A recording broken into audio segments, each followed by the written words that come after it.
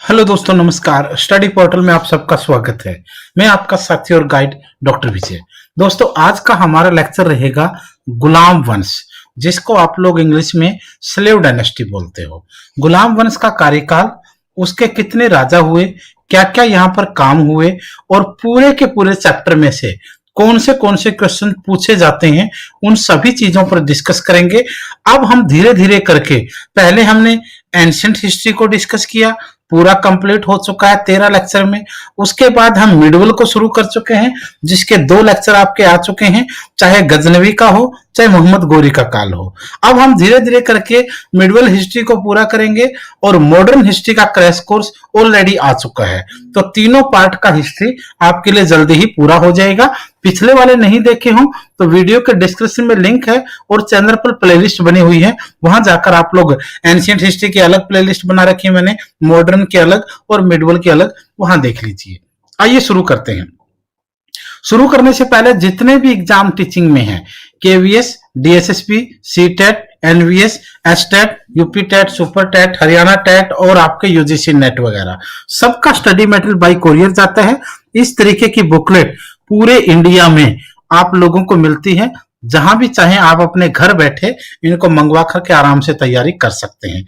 ये हमारा WhatsApp number है और यही हमारा कॉलिंग नंबर भी है। आप इस नंबर पर कॉल या मैसेज कर सकते हैं। आप अपना एग्जाम, अपना नाम, शहर, सिटी कौन सा आपका है और कौन सा आपको सब्जेक्ट आपका है, वो लिख करके व्हाट्सएप करें। आपकी सारी की सारे जितने भी इंपॉर्टेंट जानकारियां होंगी वो आपको मिलती रहेंगी। अब शुरू करते हैं हम लोग गुलाम वंश, जिसका दूसरा नाम इल्बरी वंश भी था। गुलाम वंश इसलिए कहा जाता है क्योंकि इसके जितने भी राजा हुए वो सारे गुलाम रहे थे और इल्बरी इनकी जाति के आधार पर नाम दिया जाता है। तो कभी कभी इसका नाम गुलाम वंश होता है तो कई जगह इसका नाम आपको इल्बरी वंश भी मिलेगा। इंग्लिश के अंदर अगर आप देखेंगे तो इंग्लिश में इसको आप लोग स्लेव डायनेस्टी के नाम से जानेंगे। कार्यकाल की बात होगी तो 1206 ईस्वी से लेकर 1290 ईस्वी तक का कार्यकाल आपका गुलाम वंश यानी इल्बरी वंश या फिर आप स्लेव डायनेस्टी का मानेंगे। भारतवर्ष पर शासन करने वाले मुस्लिम शासकों में सर्वप्रथम वंश जो है वो गुलाम वंश यानी इल्बरी वंश रहा था। यानी इंडिया के ऊपर विदेशी आक्रमण तो शुरू से ही रहे हैं, चाहे वो अलेक्जेंडर के आक्रमण हो, चाहे वो चंगेज खान के हो, चाहे मोहम्मद गजनवी का हो, चाहे गोरी के हो, चाहे दूसरे आक्रमण हो। आक्रमण तो बहुत हुए, लेकिन भारत पर शासन करने वाले जो मुस्लिम राजा थे उनमें सबसे पहला वंश जो है वो गुलाम वंश माना जाता है। ये क्वेश्चन पूछा जाता है कि भारत में पहला शासन करने वाला पहला मुस्लिम वंश बताइए, तो आपका आंसर ये हो जाएगा। इन्हें गुलाम वंश इसलिए कहा जाता है क्योंकि इनके सभी राजा कभी न कभी गुलाम रहे और इल्बरी इनको इनकी जाति के आधार पर कहा जाता है। ये तो इनके नाम से रिलेटेड चीज हुई। अब बात करेंगे कि 1290 तक, 1206 से लेकर के 1290 तक का जो सफर है उसमें इसके कौन से महत्वपूर्ण राजा रहे हैं। सबसे पहला नाम आता है कुतुबुद्दीन ऐबक का, जिसका कार्यकाल 1206 ईस्वी से शुरू होकर 1210 ईस्वी तक का इसका कार्यकाल रहता है। ऐबक को चंद्रमा का देवता भी कहा जाता था। पहला क्वेश्चन याद रखिए, सबसे पहला क्वेश्चन है स्लेव डायनेस्टी यानी गुलाम वंश का फाउंडर या जन्मदाता कुतुबुद्दीन ऐबक होगा। उसका दूसरा नाम चंद्रमा का देवता भी माना जाता था। उसने कुरान पढ़ना सीख लिया था, इसलिए उसको कुरान खान भी कहा जाता था। दोनों चीज याद रखिए, कुतुबुद्दीन ऐबक को कुरान खान भी कहा जाता था क्योंकि उसने कुरान पढ़ना सीख लिया था। चंद्रमा का देवता भी कहा जाता था, ये भी आपको याद रखना होगा। इसमें चंद्रमा का देवता क्योंकि ऐबक का मीनिंग यहां पर इससे निकलता है। उसके बाद गुलाम वंश का संस्थापक कुतुबुद्दीन ऐबक है। क्यों?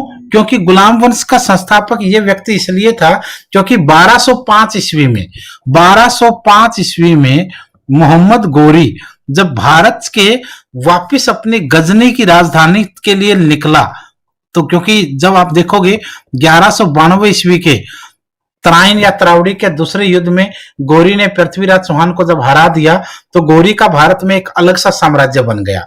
उसके बाद गोरी की एक राजधानी अफगानिस्तान में गजनी थी और दूसरी वो भारत पर भी शासन करता था। तो उसका जो सफर था 1192 से 1205 तक का, वो कभी गजनी कभी भारत, कभी गजनी कभी भारत, ये इस तरीके से रहता था। अब जब ऐसा दौर हुआ तो उसने क्या किया, उसने भारत में अपना शासन संभालने के लिए ऐबक को कुछ हद तक उसने रखा था, और वहां भी वो याल्दोज वगैरह को या कुछ और लोगों को शासन देता रहता था। तो 1205 ईस्वी में जब गोरी वापिस गजनी गया घूमने के लिए, अपने राज्य को देखने के लिए, तो वो यहाँ का शासन ऐबक को देकर चला गया। और जब वापिस वो नहीं आ पाया, 1206 में उसकी वहीं पर मृत्यु हो गई, तो भारत में उसका उत्तराधिकारी ऑटोमेटिकली कुतुबुद्दीन ऐबक को माना गया। ऐबक को लाख बख्श और पील बख्श भी कहा जाता है। लाख बख्श, बख्श का मतलब होता है दाता, दाता यानी दान देने वाला बड़ा कोई दानी। ऐबक को लाखों का दाना, दाता या दानी, या पील, पील का मतलब यहां पर क्या रहेगा, हाथी रहेगा। दोनों चीज याद रखना, ऐबक लाखों का दान करता था यह माना जाता है, और वह हाथियों का दान भी करता था। इस वजह से उसे लाख बख्श भी कहा गया है और उसको पील बख्श भी कहा गया है। ये दोनों भी, चंद्रमा का देवता उसको कहा गया, कुरान खान उसको कहा गया, लाख बख्श उसको कहा गया, पील बख्श उसको कहा गया, गुलाम वंश का संस्थापक उसको माना गया। ये काफी सारे क्वेश्चंस हैं जो ऐबक से रहेंगे। ऐबक ने कुव्वत उल इस्लाम, ये भारत की पहली मस्जिद है भाई। ऐबक ने कुव्वत उल इस्लाम के नाम से दिल्ली में भारत की पहली मस्जिद बनवाई थी। भारत में पहली मस्जिद किसने बनवाई, ऐबक ने। किस नाम से बनवाई, कुव्वत उल इस्लाम। कहां पर बनवाई, दिल्ली में बनवाई। ये क्वेश्चन भी आपके लिए जरूर रहेगा। उसके बाद ऐबक ने बख्तियार काकी, बहुत बड़ा नाम है ये, बख्तियार काकी और सलीम चिश्ती, ये दोनों के दोनों गोरी के साथ भारत आए थे।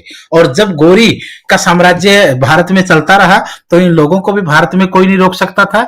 ऐबक ने बख्तियार काकी के नाम पर दिल्ली में कुतुब मीनार की नींव रखवाई, और अजमेर में 2.5 दिन का झोपड़ा भी बख्तियार काकी के नाम से तो नहीं था, लेकिन ऐबक ने उसको भी बनवाया था। उसके पीछे एक अलग स्टोरी है।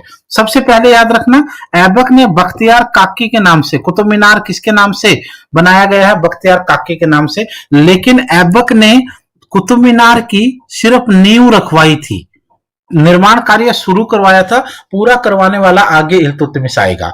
अजमेर में 2.5 दिन का झोपड़ा बनवाने का अगर नाम आता है तो वो भी आपका ऐबक के नाम ही यहां पर रहेगा। उसके बाद ऐबक ने अपनी राजधानी को लाहौर बनवाया। ध्यान रहे, स्लेव डायनेस्टी की भारत में पहली राजधानी लाहौर थी, जिसको ऐबक ने लाहौर में एक प्रकार से स्थापित किया था। मृत्यु के ऊपर कई बार क्वेश्चन आते हैं। ऐबक की मृत्यु पोलो खेलते हुए, पोलो को आप लोग हिंदी में चौगान भी कहते हो, पोलो खेलते हुए यानी चौगान खेलते हुए घोड़े से गिरने से उसकी मृत्यु हुई थी। भारत में पोलो या चौगान का खेल लाने वाले भी तुर्की लोग ही थे, ये भी याद रखना है। तो ये कुछ क्वेश्चंस थे जो आप लोगों के लिए यहाँ पर जरूरी होने वाले थे। इसमें तमाम वो चीजें मैंने डिस्कस की हैं जो आप लोगों के एग्जाम के लिए हो सकती हैं, चाहे इसका कार्यकाल हो, चाहे इसको चंद्रमा का देवता कहा गया हो, कुरान खान इसको कहा गया हो, संस्थापक के रूप में इसको माना गया, लाख बख्श और पील बख्श इसको कहा गया, कुव्वत उल इस्लाम के नाम से दिल्ली में इसने पहली मस्जिद बनवाई, बख्तियार काकी के नाम से कुतुब मीनार की नींव रखी, अजमेर में 2.5 दिन का झोपड़ा बनवाया, और राजधानी ये लाहौर में इसने स्थापित की, और मृत्यु इसकी पोलो खेलते हुए 1210 ईस्वी में अपने महल के अंदर ही इसकी घोड़े से गिरने से इसकी मृत्यु हो गई। अब बात करेंगे आराम शाह की। 1210 में ही राजा बना, चंद दिनों का शासन रहा इसका। इसके लिए आपको बहुत ज्यादा मेहनत नहीं करनी है, इसको आप स्किप भी कर सकते थे, लेकिन मुझे लगा कि चलो मैं बता देता हूं। आराम शाह एक कमजोर और बेकार शासक था, और दिल्ली के लोगों को वह कभी भी स्वीकार हुआ ही नहीं। तो इसके कार्यकाल के अंदर कोई ऐसा काम नहीं हुआ। इस समय इल्तुतमिश, जो उस समय बदायूं का राज्यपाल था, उसने आराम शाह को हराया और उसकी जगह वो सिंहासन पर बैठ गया। अब जो पढ़ने वाला नाम है इसमें वो इल्तुतमिश रहेगा आपका। इल्तुतमिश, इल्तुतमिश का सबसे लंबा कार्यकाल, गुलाम वंश में सबसे लंबा कार्यकाल यहां पर आप लोगों को इस व्यक्ति का दिखेगा। यहां से काफी सारे समय समय, हालांकि बलबन का आगे जाकर के बहुत अच्छा कार्यकाल होगा, लेकिन सिर्फ यहां तक की अगर बात हम करें तो ये व्यक्ति एक लंबे कार्यकाल के लिए यहां पर दिखेगा। इल्तुतमिश की बात अगर करें तो इल्तुतमिश दिल्ली सल्तनत का वास्तविक संस्थापक माना जाता है। दिल्ली सल्तनत का वास्तविक संस्थापक का नाम आप लोगों को यहां पर इल्तुतमिश के रूप में नजर आएगा। इल्तुतमिश का शासनकाल 1210 ईस्वी से 1236 ईस्वी तक 26 वर्ष तक इसका शासनकाल रहा है। इतना लंबा कार्यकाल, लॉन्गेस्ट, इतना लंबा कार्यकाल गुलाम वंश में किसी और राजा का नहीं रहा। वो इसलिए नहीं रहा क्योंकि ऐबक का देखेंगे तो 5 साल का लगभग कार्यकाल रहा, रजिया का 3 साढ़े 3 4 साल रहा, और बलबन का भी 1265 से 1287 लगभग 21-22 साल का शासनकाल बलबन का भी रहा है। तो यहाँ पर सबसे लॉन्गेस्ट शासन इसका आप लोग मानेंगे। इल्तुतमिश का पूरा नाम शम्स-उद-दीन इल्तुतमिश था, ये भी याद रख लेंगे। इल्तुतमिश का जो पूरा नाम था वो शम्स-उद-दीन इल्तुतमिश था। उसने अपनी राजधानी को दिल्ली बनाया। ध्यान रखिए, पहले राजधानी कौन सी थी? लाहौर, जिसको बनाया था कुतुबुद्दीन ऐबक ने। लेकिन इल्तुतमिश जब राजा बना तो अपनी राजधानी को कहां लेकर आया? वो दिल्ली। मुस्लिम राजाओं की भारत में पहली बार राजधानी दिल्ली जो है वो इल्तुतमिश के समय में बनी थी। तो यहां से शुरुआत होगी। कार्यकाल आपने देख लिया, वास्तविक संस्थापक मान लिया, लंबा कार्यकाल देख लिया, पूरा नाम पढ़ लिया, भारत में राजधानी परिवर्तन इनका देख लिया। अब बात करेंगे इसके फेमस कार्यों में।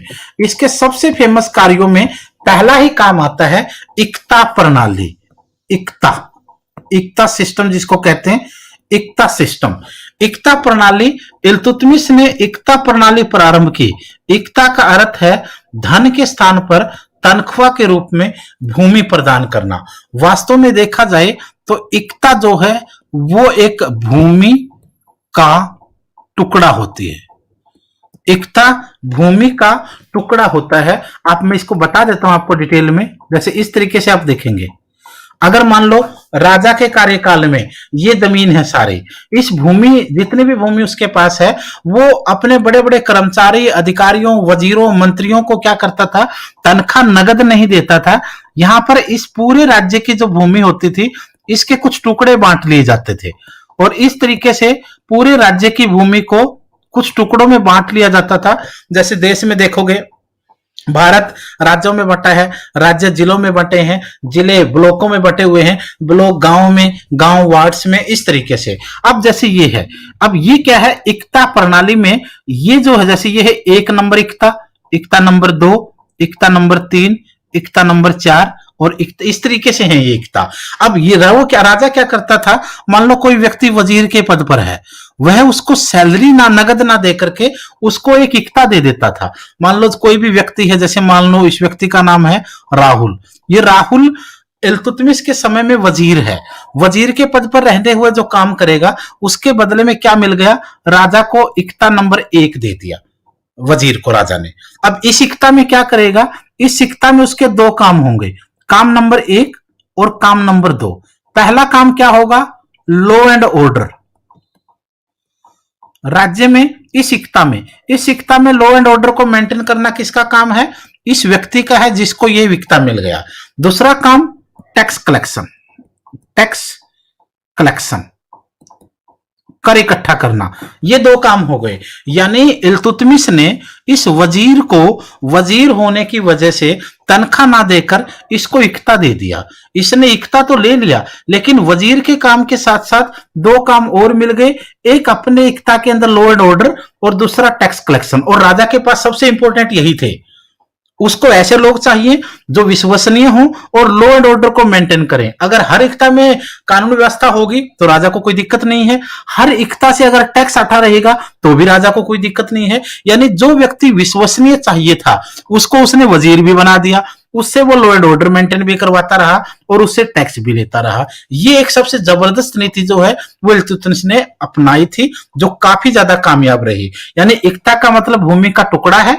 जिस व्यक्ति को ये इक्ता मिला उसको क्या कहा गया? उसको इक्तेदार कहा गया, और इस पूरी प्रणाली को इक्तेदारी व्यवस्था कहा गया। ये आप लोगों को यहां समझना है। एक तो ये इसके समय में सबसे इंपॉर्टेंट था। दूसरा जो काम इसके समय में सबसे बेस्ट माना गया वो माना गया तुर्कान ए चहलगानी, जिसको आप लोग चालीसा भी बोलते हैं। तुर्कान ए चहलगानी, जिसको आप लोग चालीसा भी कहते हैं। इल्तुतमिश ने 40 अमीर सरदारों का एक दल बनाया था। तुर्कान ए चहलगानी का मुख्य कार्य राजा और अमीरों के बीच में बिचौलिए का काम, याद रखिएगा, बिचौलिए का काम करना था, ताकि राजा के खिलाफ अमीरों और साहूकारों के विद्रोह को दबाया जा सके। अब देखिए इसमें, मान लो ऊपर है राजा, नीचे है जनता, बीच में क्या होते थे, कुछ साहूकार, जमींदार और अमीर लोग हुआ करते थे। ये क्या करते थे, जितने भी अमीर साहूकार जमींदार लोग थे, ये व्यापार करते थे अलग अलग राज्यों तक। और ये लोग क्या चाहते थे, ये लोग चाहते थे कि राजा सारी इनकी सुने। अब राजा अगर इनकी सुने तो फिर वो कठपुतली हो गया, अगर वो नहीं सुनता था तो ये लोग राजा के खिलाफ विद्रोह कर देते थे, दूसरे राजाओं को बुला लेते थे आक्रमण करने के लिए, अपने राज्य की कमजोरी दूसरे शासकों को बताते थे, घर का वेदी लंका डाय वाली बात करते थे। और अगर इनकी सुन लेता था राजा तो फिर ये किसी को शासन करने नहीं देते थे। तो इसलिए जितने भी राज्यों में विद्रोह होते थे वो सारे अमीरों, साहूकारों, जमींदारों के द्वारा ही करवाए जाते थे। उस समय ये सबसे बड़ी बात थी, वहां पर कोई जरूरत ही नहीं थी किसी और की दुश्मनी की, यही लोग सब कुछ कर लेते थे। अब इसलिए उसने क्या किया, इल्तुतमिश ने 40 जितने भी जमींदार, साहूकार, अमीर थे, इनमें से टॉप के जो 40 जमींदार थे, अमीर थे, उनका एक संगठन बनाया और उसको इसने नाम दिया चालीसा का। इसका मुख्य काम क्या था, इसका मुख्य ये 40 का संगठन कहां था, राजा और इन अमीर साहूकारों के बीच में ये चालीसा का संगठन था। इस चालीसा का काम था इन नीचे वाले जो अमीर और जमींदार थे, इनकी समस्या सुनना और राजा तक बताना, राजा से समाधान लेना और इनको बताना। यानी ये जो चालीसा नाम का संगठन था, ये बिचौलिए का काम करने लगा, जिससे राज्य में जो विद्रोह होते थे अमीरों, जमींदारों के, साहूकारों के, वो समाप्त हो गए। ये सबसे जबरदस्त पॉलिटिक्स जो है वो यहाँ पर तुर्कान ए चहलगानी के नाम से इल्तुतमिश ने चली थी। यह माना जाता है कि यही एक ऐसी पॉलिसी है जिसकी वजह से इल्तुतमिश 26 सालों तक राज करके चला गया। अगर यह नीति नहीं होती तो शायद इल्तुतमिश इतना लंबा राज्य कर नहीं सकता। और यही वजह है कि इस नीति को जब अवॉइड करना शुरू किया रजिया बेगम ने, तो इतनी इंटेलिजेंट होने के बाद भी 3-3.5-4 साल में उसका कार्यकाल ध्वस्त हो गया, उसका साम्राज्य ढह गया। तो ये पॉलिसी काफी बेस्ट मानी जाती है इस व्यक्ति की। अब इसमें इल्तुतमिश ने सिक्के भी चलवाए थे जो काफी फेमस रहे। इल्तुतमिश पहला तुर्क शासक था जिसने शुद्ध अरबी सिक्के चलवाए थे। क्वेश्चन याद रखना, शुद्ध अरबी सिक्के किसने चलवाए, इल्तुतमिश ने। पहला तुर्क शासक था जिसने इनको चलवाया। इल्तुतमिश ने चांदी का टका और तांबे का जीतल, ये 2 नाम के सिक्के थे, इनको याद रखना। चांदी के सिक्के को यहाँ का टका कहा गया और तांबे के सिक्के को यहाँ जीतल कहा गया। और इनको कहां करवाया, दिल्ली के अंदर एक टकसाल बनवाई जिसमें इन सिक्कों को घड़ा जाता था या बनाया जाता था। इमारतें जो थी इल्तुतमिश के समय में, सबसे पहले उसने हालांकि जो कुतुब मीनार को तो इसने पूरा करवाया ही था, लेकिन उसके अलावा देख लेते हैं, भारत में पहला मकबरा इल्तुतमिश ने दिल्ली में स्वयं के मकबरे का निर्माण करवाया जो संस्कृत शैली का था। इल्तुतमिश का मकबरा उसने अपने लिए बनवाया जो संस्कृत शैली का था, याद रखिए। कुतुब मीनार को इल्तुतमिश ने पूरा करवाया। वह अजमेर की मस्जिद का भी निर्माण करवाया। ये कुतुब मीनार जिसकी नींव रखवाई थी ऐबक ने, पूरा करवाने का काम इसका इल्तुतमिश का रहेगा। और अजमेर की मस्जिद का निर्माण भी इल्तुतमिश ने करवाया था। इल्तुतमिश को भारत में, ये क्वेश्चन मोस्ट इंपोर्टेंट है भाई, भारत में गुंबद निर्माण का पिता किसको कहा जाता है? इल्तुतमिश को भारत में गुंबद निर्माण, टोम्ब सिस्टम जो इंडिया में रहा उसका निर्माण का पिता इसको कहा गया। और इसने सुल्तानगढ़ी का निर्माण भी करवाया था। इसमें इसकी अगर मृत्यु की बात करी जाए तो बयाना पर आक्रमण करने जाते समय इल्तुतमिश रोगग्रस्त हो जाने के कारण 30 अप्रैल 1236 ईस्वी को उसकी मृत्यु हो गई।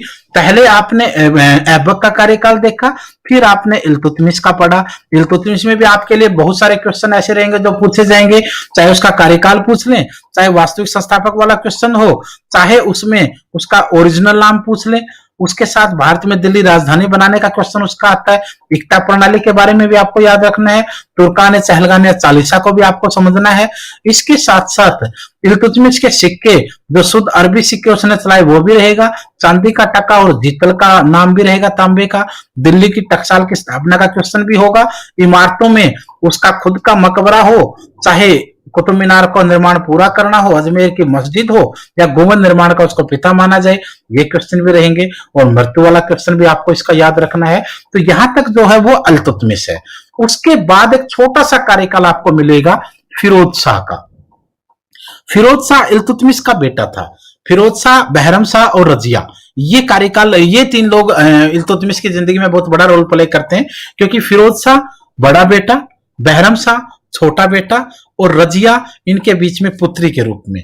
अब फिरोज शाह क्या था, फिरोज शाह के समय एक जो शासन उसको मिला था, फिरोज शाह को अपने पिता का इतना बड़ा साम्राज्य, उसको वो संभालने में नाकामयाब रहा। वह एक कमजोर और बेकार शासक था और लोगों को वह कभी स्वीकार ही नहीं हुआ। जैसे ही उसको राजा बनाया गया, हालांकि इल्तुतमिश, कुछ किताबों में आपको ये मिल जाएगा कि राजा इल्तुतमिश कितना अच्छा था, उसने अपने बेटी को राज दिया न कि बेटों को। लेकिन दोस्तों सच्चाई ये है कि इल्तुतमिश उसी तरीके से फिरोज शाह को राजा बनाना चाहता था जिस तरीके से धृतराष्ट्र दुर्योधन को बनाना चाहता था। इल्तुतमिश ने कभी चाहा नहीं कि वो रजिया को सुल्तान बनाए।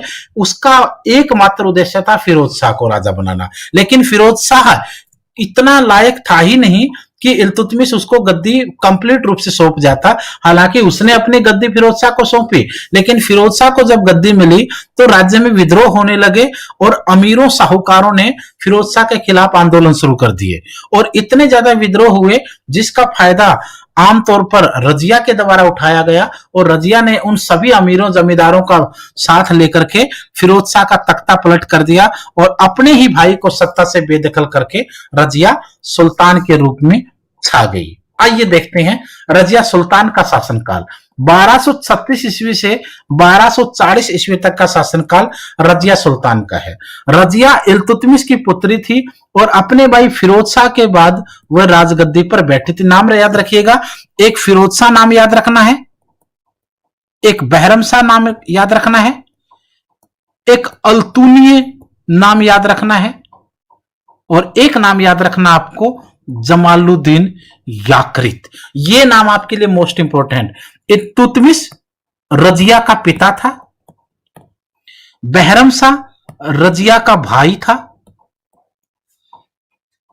उसके साथ साथ जो फिरोज शाह था वो भी रजिया का भाई था और अल्तुनिय भटिंडा का गवर्नर और याकरित रजिया का सेनापति। अब आइए शुरू करते हैं इस चैप्टर को। रजिया जो है वो दिल्ली की पहली और आखिरी मुस्लिम महिला सुल्तान थी।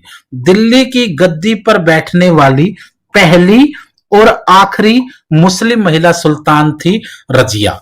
फिरोज शाह की गद्दी पर हटाया उसको और अपनी गद्दी पर बैठी।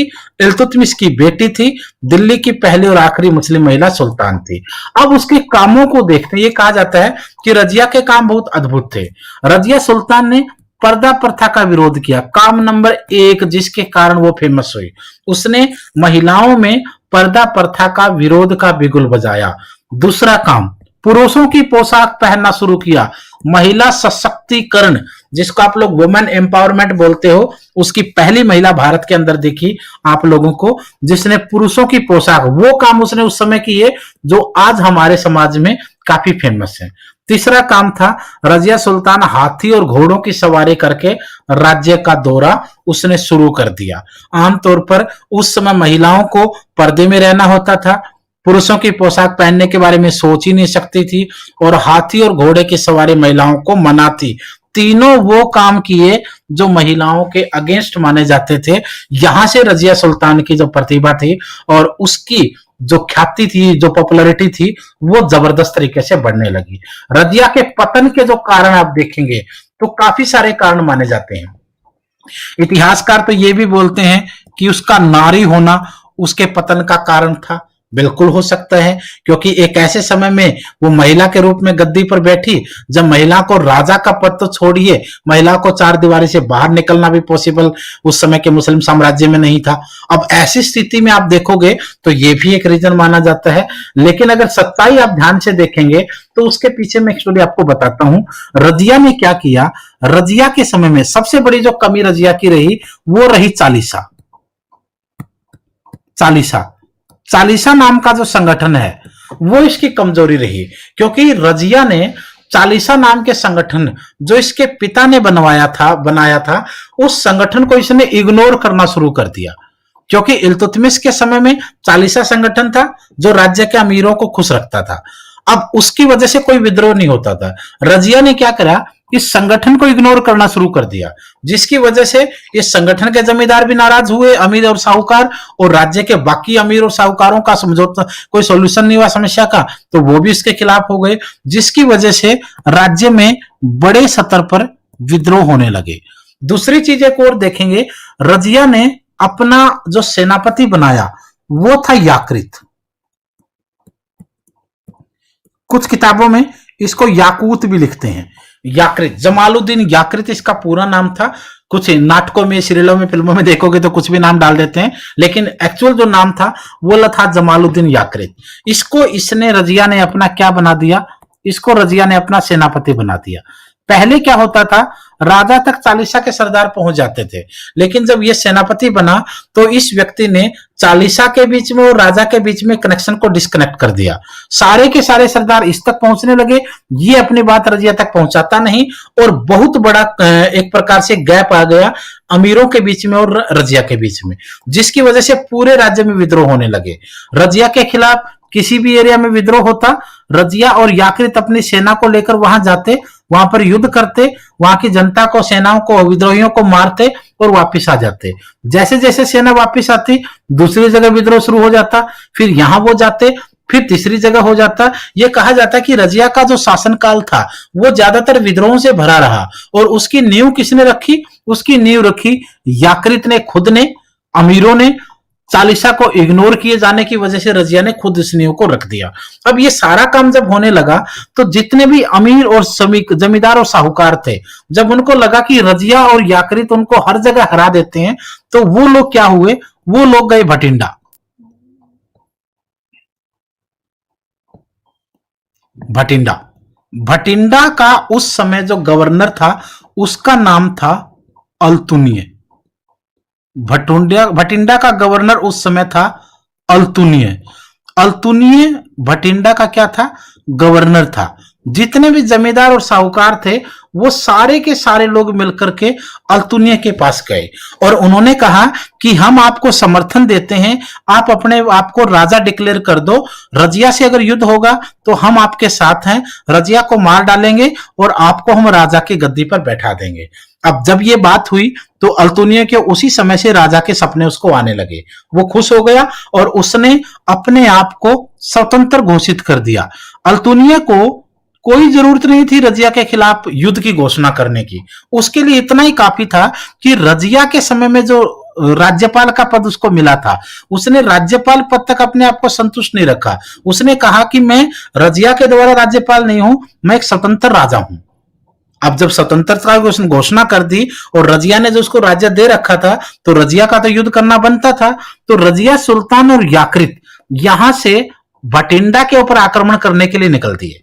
जब भटिंडा की तरफ वो बढ़ रहे थे तो अल्तुनिय की सेनाएं और जितने भी जमींदार और साहूकार थे सबकी सेनाओं ने रास्ते में इनकी सेना का मुकाबला किया।